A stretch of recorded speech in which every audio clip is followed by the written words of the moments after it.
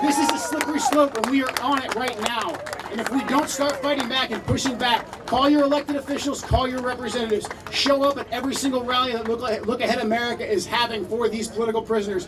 Be their voice, because it's not even just about them. It's about our forefathers who gave us these rights, who fought the revolution. It's about every single veteran who's ever deployed overseas, who's ever been killed. It's for everyone in Arlington National Cemetery. Amen. And it's for all these law enforcement officers too. The law enforcement officers are on the front lines every single day defending our rights. They're defending our rights, putting their lives on the line day in, day out. I'm extremely grateful for all of them that are here today. I'm extremely grateful for all of them that were present on January 6th. They are not our enemies.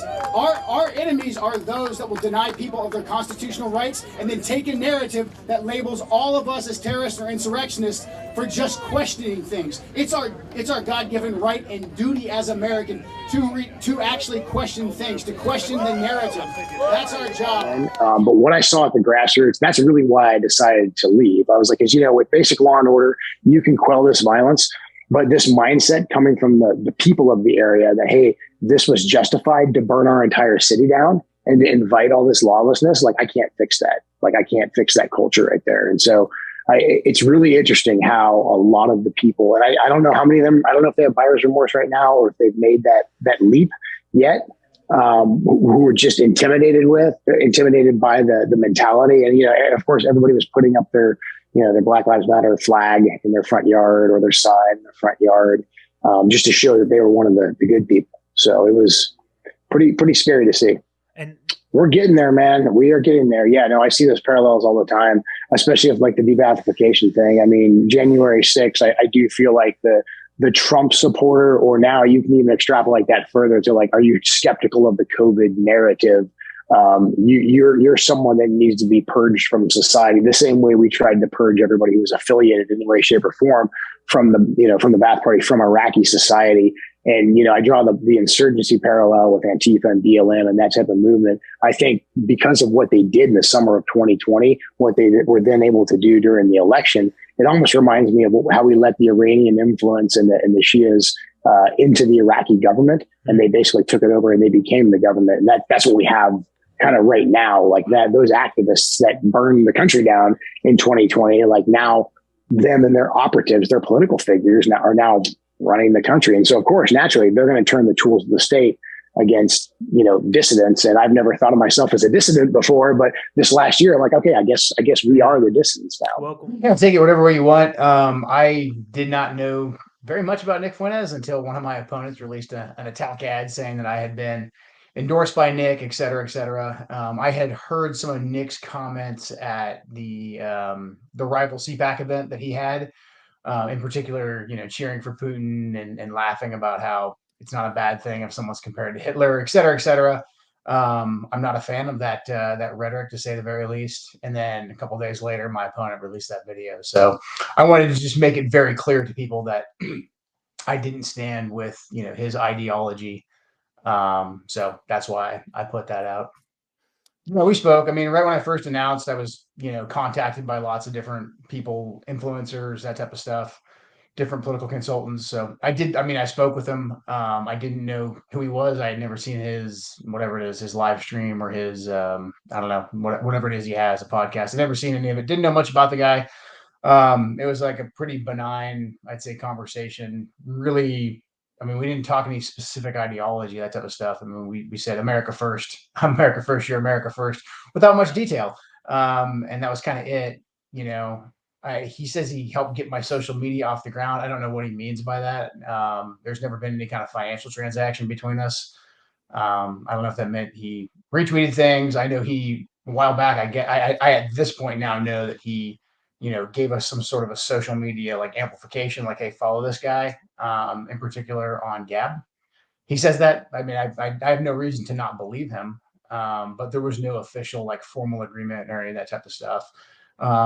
Later on, whenever it was he got put on the no-fly list, I did tweet like, hey, this is bad. We shouldn't be putting people on no-fly lists or canceling them. And I stand by that. Even though I disagree with, especially the things that Nick said, I don't think the guy should be deplatformed. I certainly don't think he should be put on a no-fly list. Okay, so what is it that you disagree with off the cuff that he said? I'm no expert on all that Nick says or whatever. Like I said, I still to this day I have not seen his show.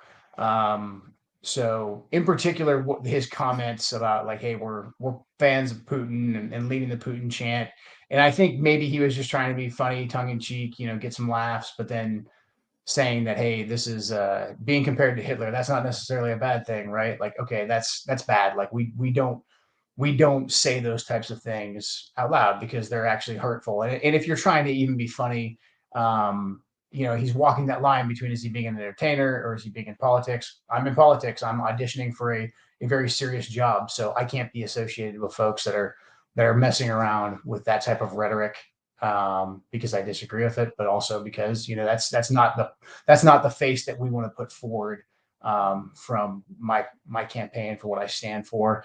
He's also talked a lot about, he went out there at that event in particular and said, hey, this movement is all about whatever. I think it was Christian white men.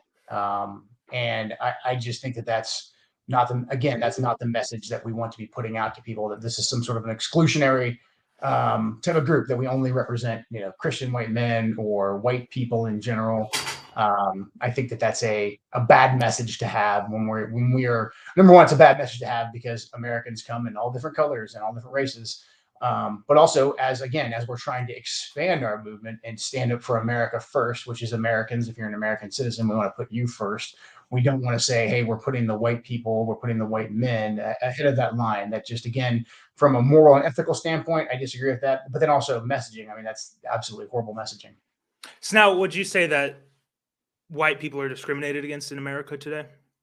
Yeah, certainly. Yeah, I would. I mean, CRT, if we're going to talk about critical race theory, if we're going to talk about our culture, I mean, to say that the culture is anti-white, to say that the culture is anti-straight white male, like, yeah, I mean, I feel like that's fairly easy to bring receipts to back up.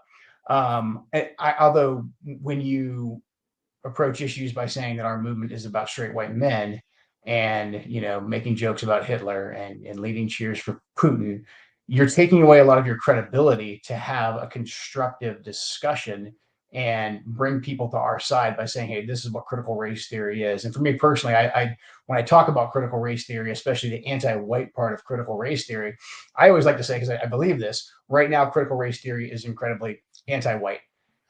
And it's just anti-white right now. Critical race theory is all about having the people that control our government, the totalitarians, the authoritarians, being the arbiters of who is the oppressed and who is the oppressor. And right now, they want to bring down like white people. They want to knock them down a peg. They want white people and other folks of other races fighting. The second that power dynamic shifts, they're going to start going after other groups. We've already seen that. Like Asian Americans do very, very well in society. Culturally, they've worked very hard. And so we've seen Asian Americans get lumped in with, suddenly Asian Americans are white. I mean, so you mentioned the economic reasons, the H-1B visas, obviously, or legal immigration is a problem, illegal immigration. There's a cultural aspect too. You admit that. What would you say the effects of mass legal immigration is on the cultural America? I mean, what is the cultural America too? What is that to you?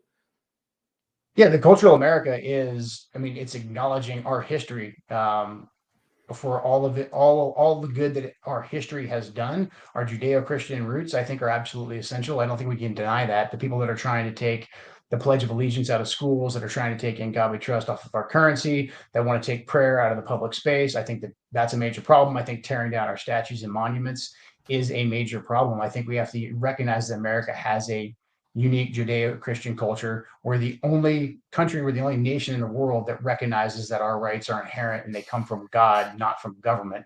I think that's absolutely key. And then again, people having a sense of duty to give back to the country, I think, is absolutely key too. So we can't be bringing in massive amounts of people, either legally or illegally, that really don't agree with our cultural values. So again, that's why I do support immigration moratorium. Yeah.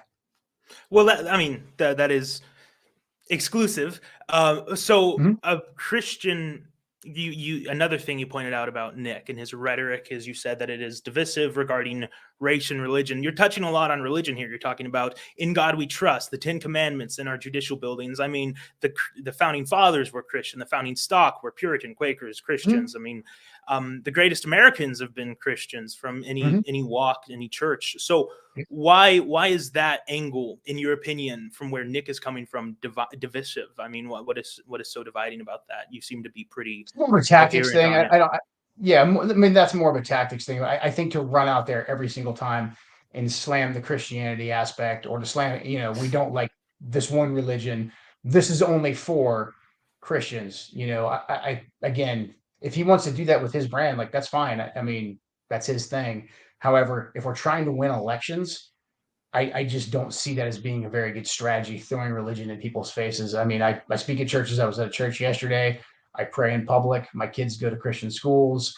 I will fight for us to keep our Judeo-Christian history, because I've even had these discussions with atheists, and even an honest atheist who understands, historical documents. I mean, they'll even admit that, yeah, we're a Judeo-Christian nation. They just will. And that is our tradition. So any assault on that heritage is really just an assault on our traditions and an assault on what the bedrock is of our country.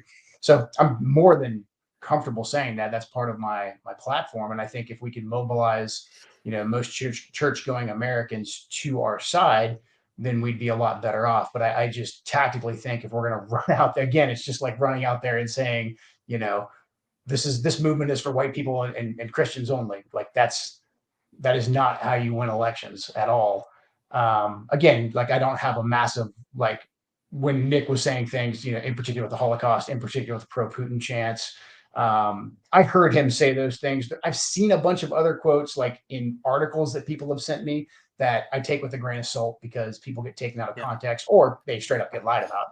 Right. But in particular, those things, I have moral qualms with what he was saying about Hitler and all that. I mean, as far as him saying, like, Christianity is part of the movement. Yeah, I would agree with that. As tactically, I mean, do we throw that up in people's face every 5 minutes? I just don't think in the year 2022 that's a winning strategy.